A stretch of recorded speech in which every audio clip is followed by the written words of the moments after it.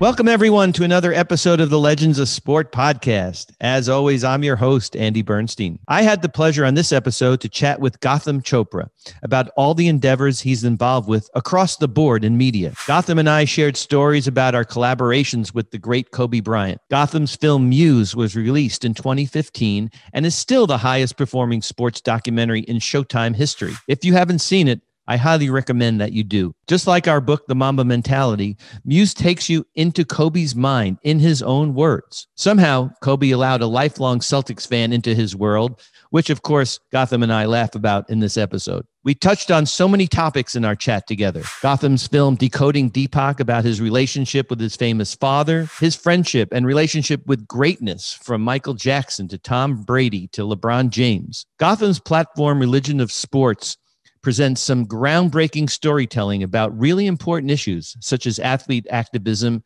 in their series Shut Up and Dribble, mental health, voting rights, and so much more. He is excited to be launching a new podcast platform as well. Really glad Gotham took the time to chat with me today so I could bring this episode to all of you. I hope you enjoyed this episode, and as always, I'll see you on the backside. So welcome, Gotham Chopra, to the Legends of Sport podcast. It's so incredible to have you on, man, and to meet you finally in person. Big fan of you and your work. And thanks for joining me.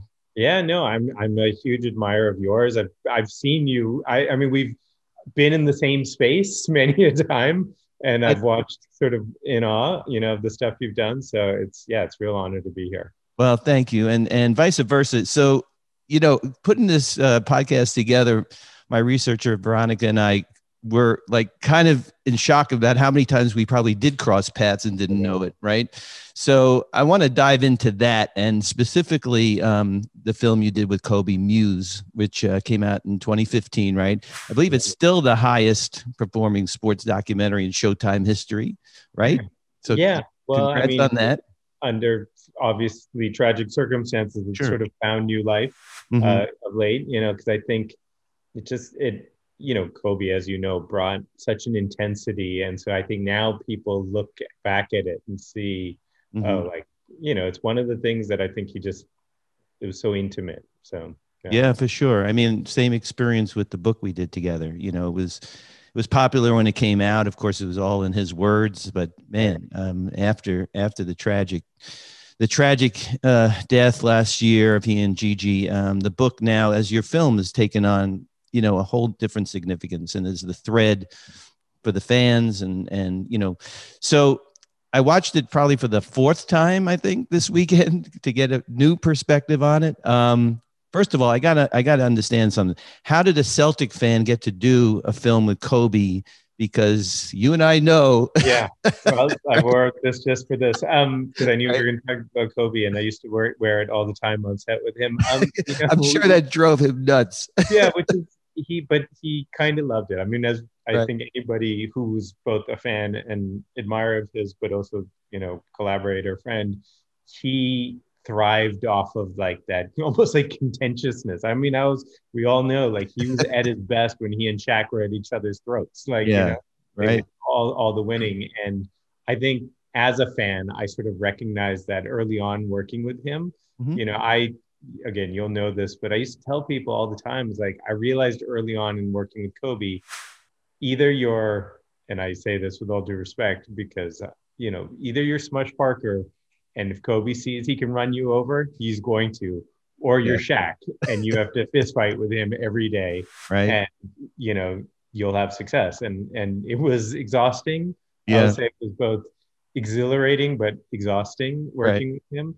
But I chose the latter, and I mean, from it came that film. But I met Kobe at I sat next to him. Somebody sat me next to him at a philanthropic event, maybe like probably in 2012 or something like that.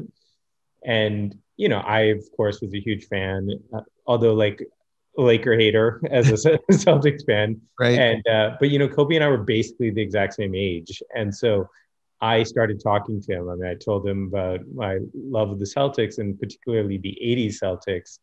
And he was like, so we talked about that at dinner. And then what happened was, like, literally the next day, he texted me and he said, "Hey, why don't you come down to Newport? I want to show you something.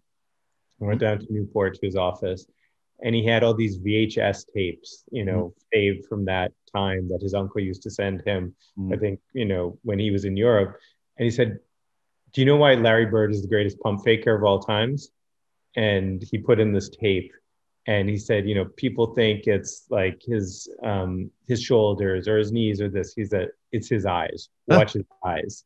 And, and then I just sat there for probably like 4 or 5 hours, went through every 80s, roster, Celtics, Lakers and he knew everything about every Celtics player. And I mean, not just like Larry Bird and Kevin McHale and Robert Parrish, but like Scott Wedman and Greg White and Jerry Seasting. And like, he knew, I mean, he's a basketball genius, and couldn't, as a fan, you just kind of like, it was a dream. So. Yeah. I mean, you're speaking my language, man. When we started doing the book together, and I don't know, I mean, it's probably the same experience you had, but, he would ask for photos. So there's one incident where he's talking about in the book, the chapter is about his defensive nemesises, So he goes, you remember that game in the 2003 conference finals? And, I faked Bruce Bowen on the baseline in the fourth quarter left, and then I dunked on his ass. He looks me right in the eye and says, you have that picture, right? Like, first of all, how the hell do you remember that? But of course, he remembered everything. And then we had to find the pictures. We found probably 90% of what he wanted. But then he would break them down like you're describing, and I see a nice picture of he and Jordan, young Kobe, veteran Jordan, but he doesn't, that's not what he's looking at. He's looking at everything going on in that picture. Yeah. It was very enlightening for me.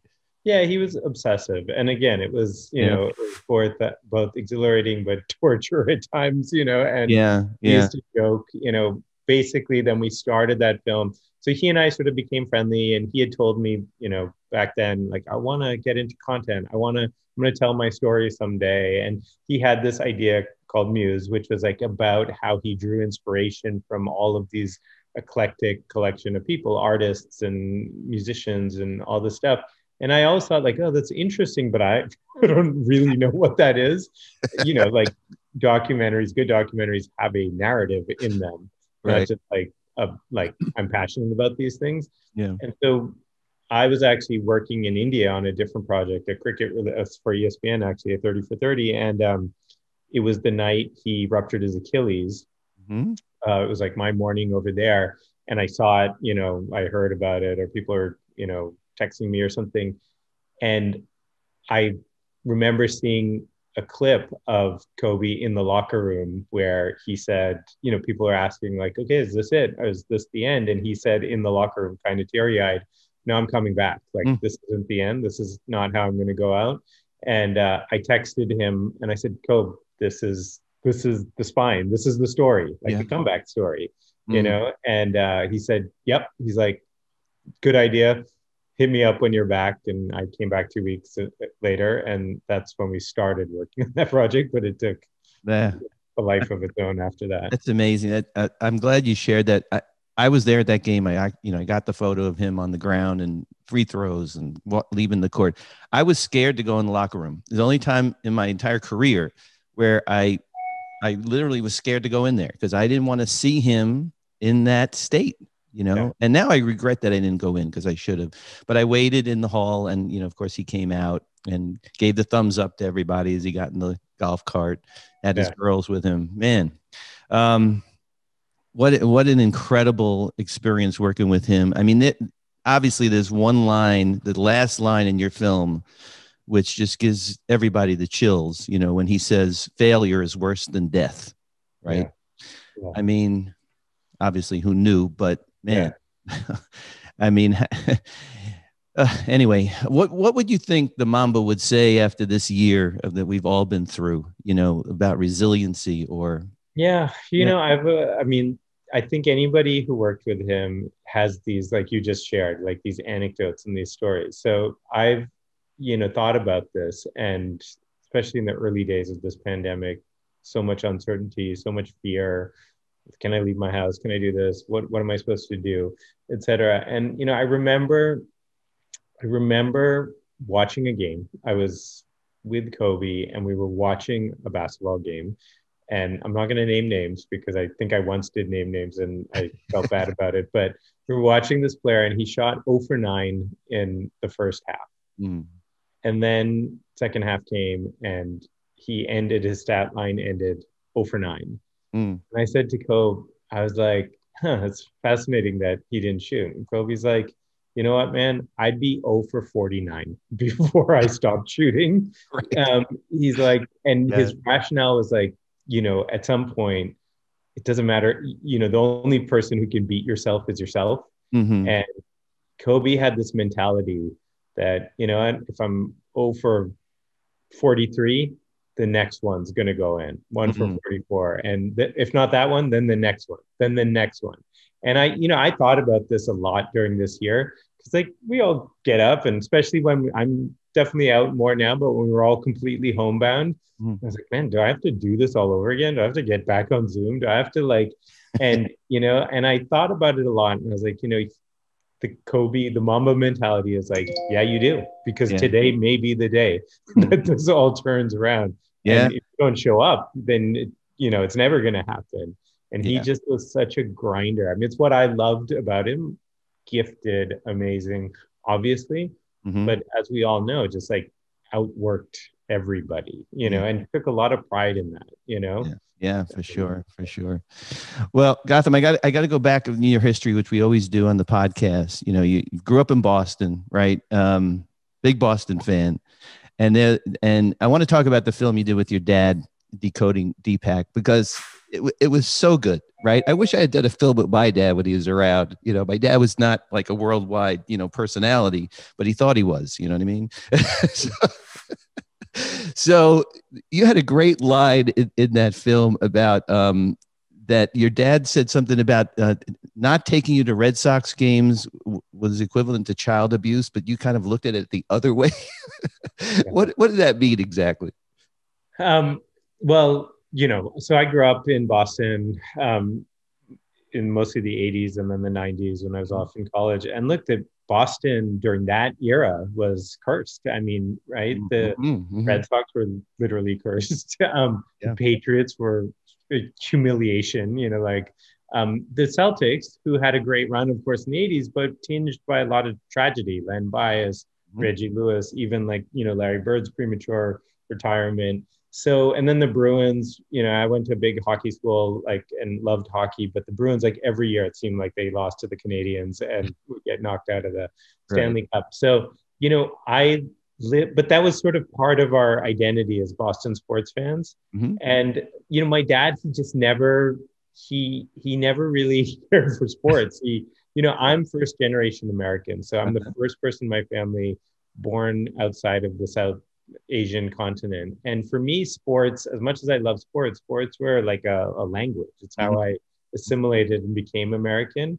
So yeah, my dad never took us to games and don't have any memories of playing catch. He just never really cared. It's ironic now, and I have a good Kobe story about my dad also. It's ironic now that these worlds have really converged. Athletes talk a lot about mindfulness and performance and their mental approach to the game and stuff like that.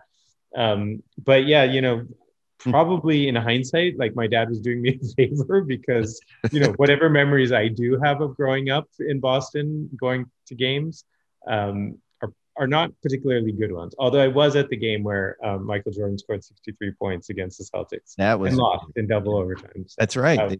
They lost. That's right. Yeah. But who took you to games as a kid?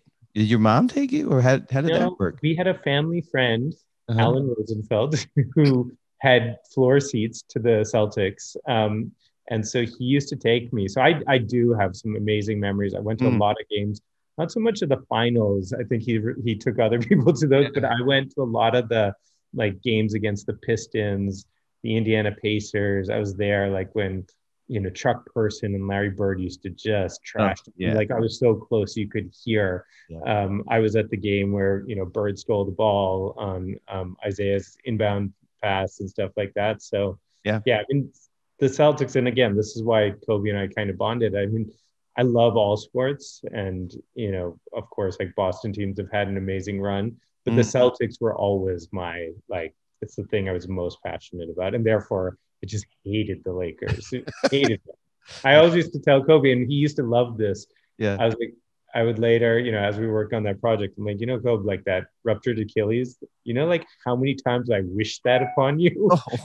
And he would just laugh and be like, oh, you're such a MFer. I Right. love it, so. Oh my God. I remember when the Lakers lost in 2008, and he was just, I don't know if the guy slept for the next 2 years, I mean, yes, they won in 2009, but to him, that didn't really mean much. It wasn't against the Celtics until he avenged it in 2010.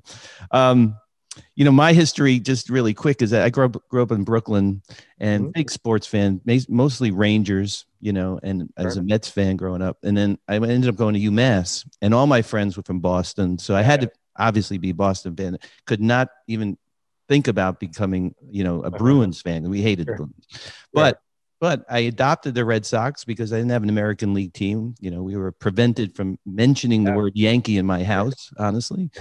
And then, the Patriots were terrible, but we used to, get in the car and drive to Foxborough, and going to Fenway, and you have that opening shot in Religion of Sports that is just amazing. That opening shot of Fenway. I mean, you had me right there. I absolutely love that, and I miss going to Fenway. Fenway, so Religion of Sports is the name of the company, and I've always just thought of, sports is a religion, and not just like metaphorically, like Fenway is a cathedral. I mean, and it is, certainly in the last now 20 years, there's been a lot of miracles, but it was certainly cursed. So everything we talk about, oftentimes in spiritual traditions, religious traditions, exist in sports, right? And so.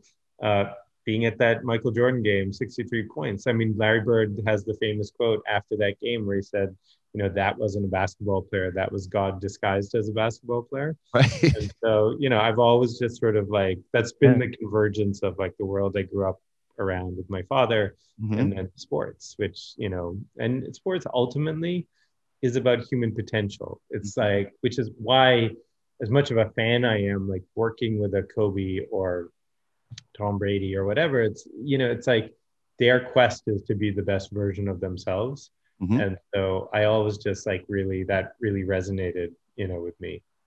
Yeah. In your trailer, I mean, I'm going to quote it, it, but listeners might not. You say, quote, sports are religion. They have believers, priests, and gods. They have rituals, miracles, and sacrifices. Sports unite us. They are a calling. Right. Yeah. And then I watched the Larry King interview with your dad, and I know about your dad, and I know about his teachings, and he talks a lot about detachment, and here you're talking about sports being a religion. I mean, how does that conversation go down between the two of you? Well, look, there's also, probably the more apt, if I really was trying to hit the nail on the head, I would say, sports is a spiritual exercise. Religion comes with all sorts of connotations and, its own sort of history and biases and scandals and stuff like that. Ultimately what's at the heart though of most religion is the spiritual experience, right? And I think that's what sports is. Again, I mean, talking about Kobe, rightfully so, but for certain athletes, and I think specifically elite ones, the end of their careers, they realize oh, this is what I was put on this planet to do. This is a vocation. This is, in Eastern traditions, we call it dharma. This was my life's purpose. And sports is a spiritual expression, or their game, their performance. And, also again, other expressions we hear, being in the zone, flow state, peak performance. These are spiritual experiences. If you study, spiritual traditions, there's gurus and teachers and euphoric states and meditation and prayer. That's what it is. I mean, the same way they describe it, the absence of time, becoming one with myself, that's the same thing that athletes go, when they reach, flow state. And so I've always looked at it that way. Yes. I mean, sports do also, of course, have their scandals, corruption. So everything religion has, sports do too. But I think the thing I'm most attracted to is that sort of spirituality of sports. Mm. You know, it's interesting. Today, we're speaking on the day that everything shut down. You know, this will come out later, but, you know, March 11th, 2020, boom, done. I had a game on the 10th. Everything was sort of normal. You know, shooting a game. It was Brooklyn and the Lakers in front of actual people. And then the next day, done. You know, like I didn't work again until August when I went to the bubble. How do you think, you know, and when sports shut down totally, how do you think on a spiritual level the world reacted to that? Because sports is such a, you know, an agent of bonding people together and an escape mechanism and everything else. Well, so sports is community, like you just said. And I think, you know, until like, it was like the Jazz, like Oklahoma State, sorry, Oklahoma City game, I think, where, you know, Rudy Gobert tested positive and all of a sudden they shut down, like right before the tip off. And I think that was the moment. And when the NBA and Adam Silver said, we're putting this on pause indefinitely, that for a lot of people, the pandemic became real. Like, oh, wow, like this is serious. Like, you know, and they're going to stop playing and this has got to be, And so I think that was, you know, and then like all the repercussions of that, again, like, oh, we can't get together. We can't. And so, look, we've gradually gotten back into it, I think, and, you know, knock on wood, like things seem to be going well. I do think, you know, as you look, hopefully, whether it's, you know, in Tokyo this summer or if it takes as long as like next year, the World Cup or something, the point at which people from all over the world can come together in a space and celebrate sports. And this, you know, sports are mythic, like that's what they are, competition, human potential, all that sort of stuff. I actually think, you know, everything as dramatic as like the loss of sports will, how euphoric and what a symbol of like, okay, we got through this, you know, together. Again, the thing we all know as sports fans is, you know, you can, the great thing about being a fan, if you're, you know, a Red Sox fan or a Lakers fan or whatever, is like, you go to that game and there's people from every walk of life, every socioeconomic class, every lifestyle, every ethnicity, you know, people who pretty much would not get along in any other circumstance, but in that 2.5-hour NBA game, 3-hour football game, whatever, like they're together, they're one, you know, and it's a shared language, it's a shared set of values. And so, you know, it's the great thing about sports. And I think that's what like global competitions also do, is like bring people who don't speak the same language, but together we celebrate these things. So I think sports will be a big part of like the symbol. I mean, already, right, the NBA coming back, it's been a huge like, oh, there's hope, there's light at the end of this tunnel. Yeah.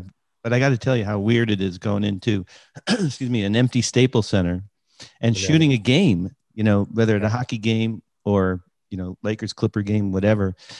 It's the most bizarre thing ever. I mean, the bubble was one thing because you can appreciate this as like, you know, it was kind of a set that they built and blah, blah, blah.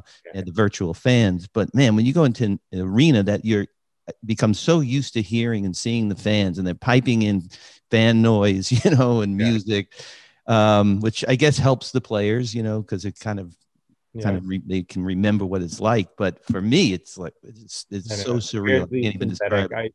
I did, you know, I worked with Tom Brady a lot, so I was with him quite a bit during this past season. And for the first few games down in Tampa, there were no fans, and it was just, you know, it's interesting because some athletes, I think it takes them completely out of their element.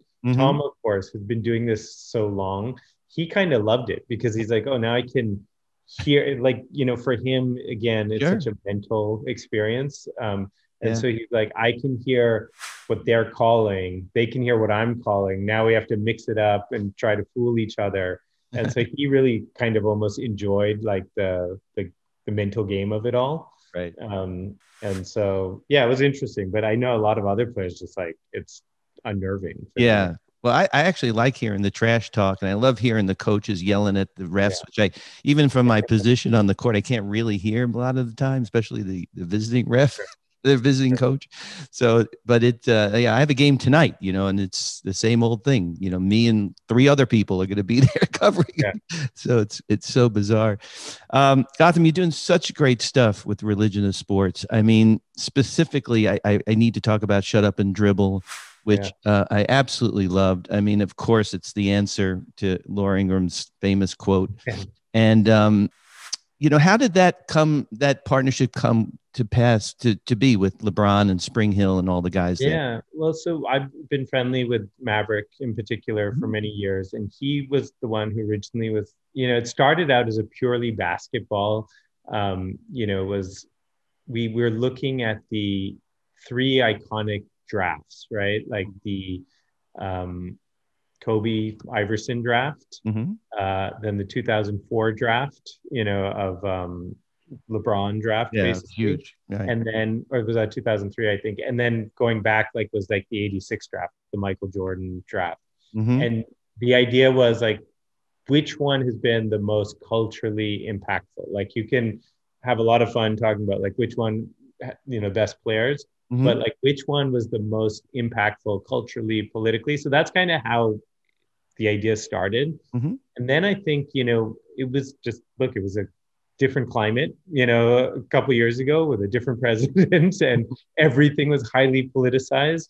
And just, you know, and getting to know LeBron a little bit, and just how outspoken and how, look, you know, he is a Laker, so like I'm so close to root against him, but I am just like an incredible admirer of his and everything he's done just in terms of his community and being the spokesperson. And so I just felt like the more we worked on it, I was like, I don't like, we can talk about sneakers, we can talk about fashion, but really we should be talking about politics across these eras. And when you start, and LeBron, who's such an incredible student of the game also, it wasn't like he was telling me like, hey, everything I'm doing is because of Oscar and Bill and Craig Hodges and Mahmoud and all that. So, I mean, as much as I love sports, I'm also like a huge politics, you know, I'm pretty opinionated. And so like, it was the convergence, having someone like him and Maverick, you know, being champions of it was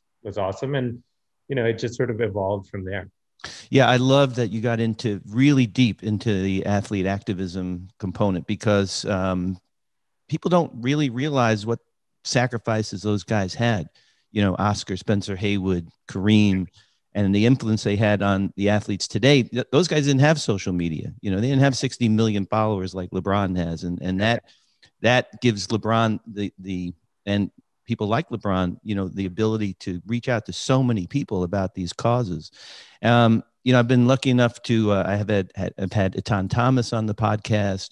I've talked to, you know, other athletes that are activists. And while I was in the bubble, you know, Mark Spears, my dear friend, and I, he like gave me assignments to like learn about this stuff, because, you know, I've been around African-American athletes my whole career. You know, I don't really get what the struggle is. I mean, I kind of get it, but I'm not living it. Right. So that was actually one of the gifts that I had of being down there. Yeah. But kudos to you guys for doing that.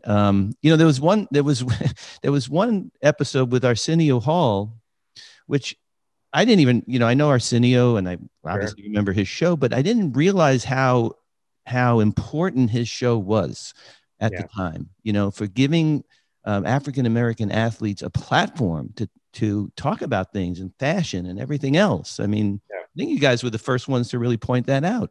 Yeah, no, I grew up in that era, so I had kind of watched that show. I remembered, but I guess I just took it for granted. But, you know, in talking to Arsenio and realizing how intentional it was of him to bring on, you know, athletes from Charles Barkley to Michael Jordan, of course, and then to be the guy, like, I mean, I think the day Magic Johnson announced his HIV, he had him on that night. And that was, again, intentional. Like, it wasn't like, oh, he just is friends with famous basketball players. He was really trying to say something. And I think, you know, I mean, if you look at like so many of the strides we made, like literally to, you know, President Obama, like, you know, being the first African-American, you can trace elements of that back to Arsenio Hall. And, you know, that is really impressive. And, you know, that was something that I think he still has a lot of pride for, and as well he should. So yeah, he was great. You know, that to me, I mean, I've enjoyed all of our projects, but there's something I got to interview Isaiah Thomas and Bill Laimbeer together. Yes. Like they wanted to do the That interview was hilarious. together. And again, I told them, I sat down with them. I'm like, I got to tell you, first of all, like how much I hated the two of you. You As and a everybody else. Yeah. yeah, and they loved it. They laughed, and yeah. So it was just that project was really special. Yeah, I mean, you've done so many. I mean, the Greatness Code was super cool. So, like, the last thing I wanted to ask you about is about greatness. I mean, you've been around like some serious greatness in your life. In your own family, right? I mean, big personalities. Michael Jackson was a personal friend of yours. Of course, Tom Brady, Kobe. I mean, there's a laundry list, right? So, first of all, what about yourself, your own personality? Are you able to kind of navigate these big personalities, and kind of seamlessly? What about yourself? What credit can you give yourself for that? I love storytelling, and I've been fortunate. I guess, it's an interesting, if you trace it back, right? Like obviously I grew up with my father, and because I grew up with my father, I was exposed to a lot of famous people growing up, from Michael Jackson to Elizabeth Taylor to like all sorts of people that were just, in and around. And I think, actually going back to Kobe, like I think Kobe early on, also when he moved to LA as a young kid, and he got to know Michael Jackson too. And so we shared that. That was like one of the things that, we sort of traded stories and bonded over and had a fascination. Kobe was fascinated with greatness and stuff like that. So, and then, people always joke, like Kobe used to say, man, if MJ could trust you, then I could trust you. And now people say to me, man, if Kobe could trust you, then I can trust you, so it's sort of like, and there's a lineage to that. But yeah, I think of myself as a storyteller, and I think now we're living in this incredible, world of just like, I mean, even what we're doing right now, and you've been doing this for a while. We're just getting into podcasting with Religion of Sports and launching a series of podcasts later, in the next few weeks, actually. But it's just such a great time to be a storyteller. And, I really enjoy, actually, I used to do some more on-camera stuff, and now I far prefer like behind the camera, being able to sort of be behind the scenes, putting these things together. So, and I think I guess I'm just used to it. I'm used to being around, and not necessarily, I still love, like I'm one of those people who are always like, oh, so if you're around sports all the time, do you even care anymore? Like, does it? And I'm like, no, I more than ever. Yeah, right. Of course. Like, yeah, every our blood. time I get to go to a game and like be on the sidelines and watch the stuff, I mean, actually the humanity of it, like the grind of it makes it more impressive to me. So yeah, I love what I do, and probably like you, I mean, that's why I'm still doing it. So yeah. But you left out one thing. You left out trust. And trust, really, I mean, if they don't trust you, I mean, you did mention it, but that's such a key element, right? I had the same experience with Kobe. I mean, 18 years old, I'm meeting him. He had heard of me because of my relationship with, I was already 13 years in the league at that point, but with Magic and Pat Riley and the whole organization. So there was like trust already. But if I had screwed that up from like day one, forget it, right? yeah. So, we can't Trust short is that.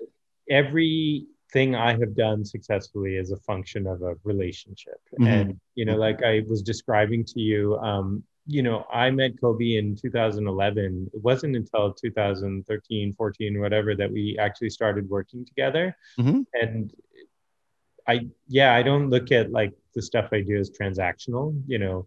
I remain close to the people. Tom is one of my, closer friends now.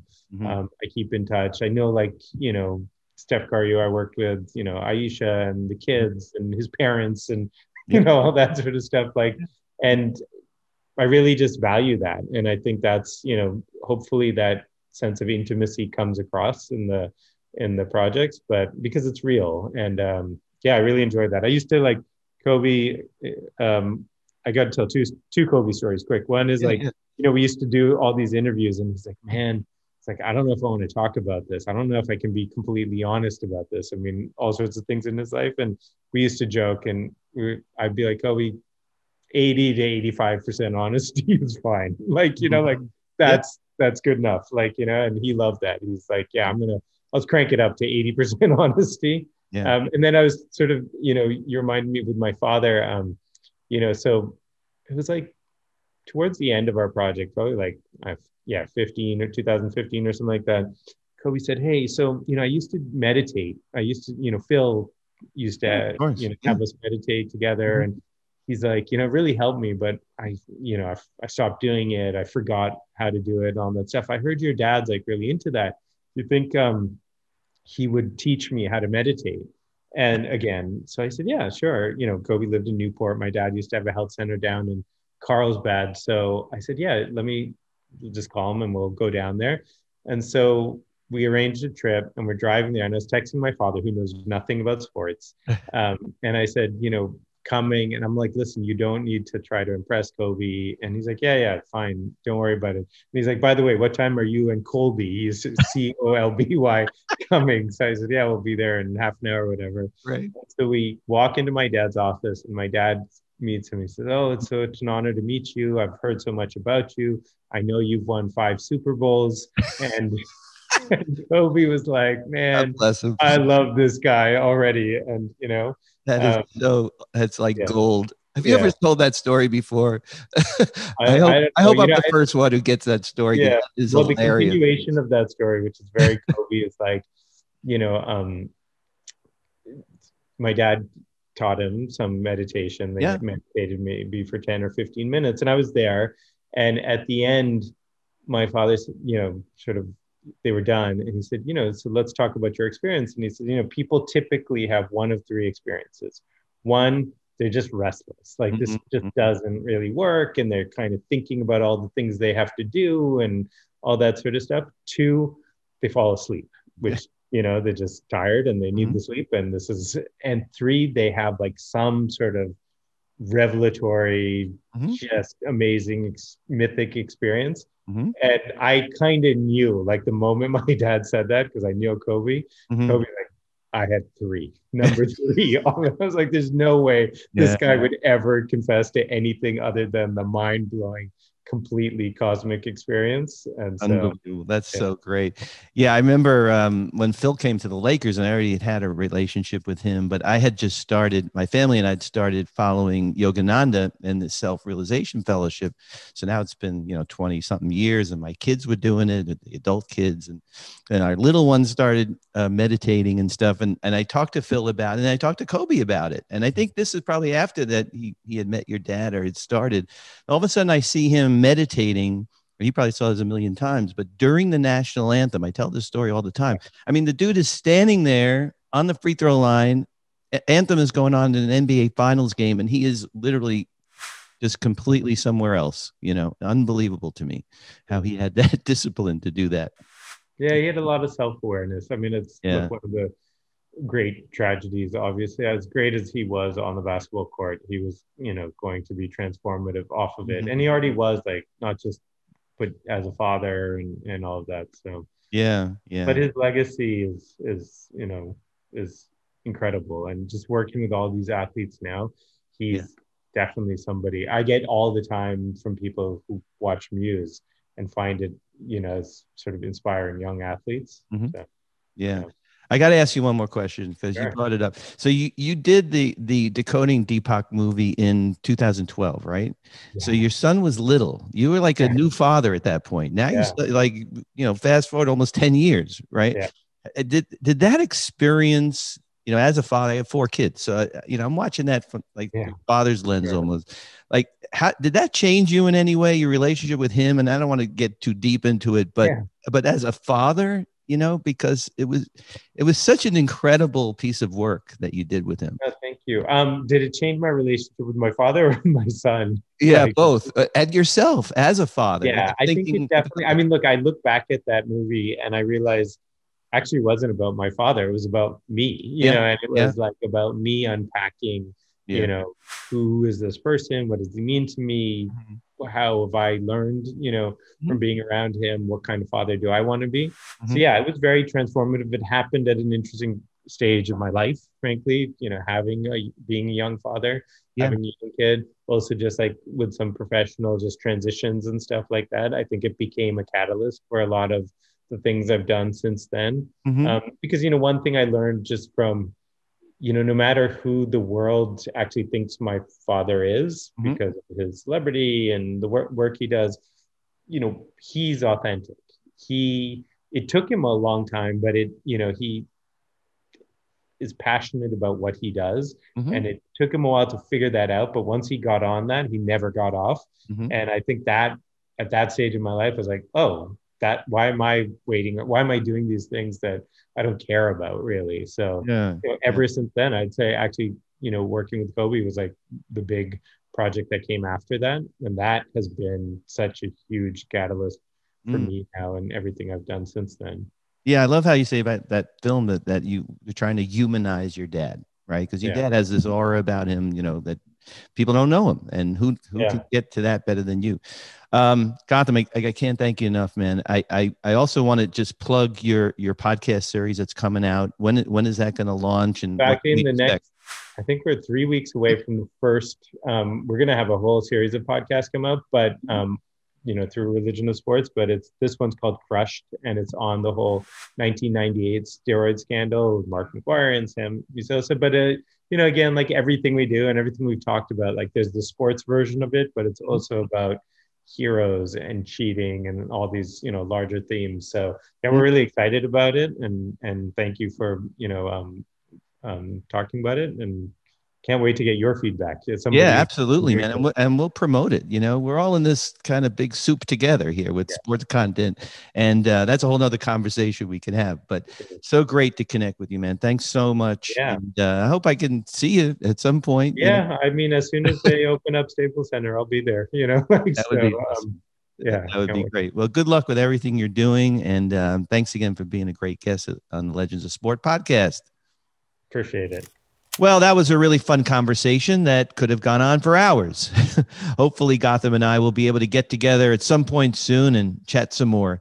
I hope you all enjoyed today's episode, and I hope you check out his platform, Religion of Sports, their new podcast platform, and really dive into what they're trying to do there, because it's really, really great content. Thanks, as always, to my producer and researcher, Veronica Ahn, and to Aaron Marion for his help in scheduling Gotham for us today. Thanks, everyone, for continuing to download and subscribe to our podcast.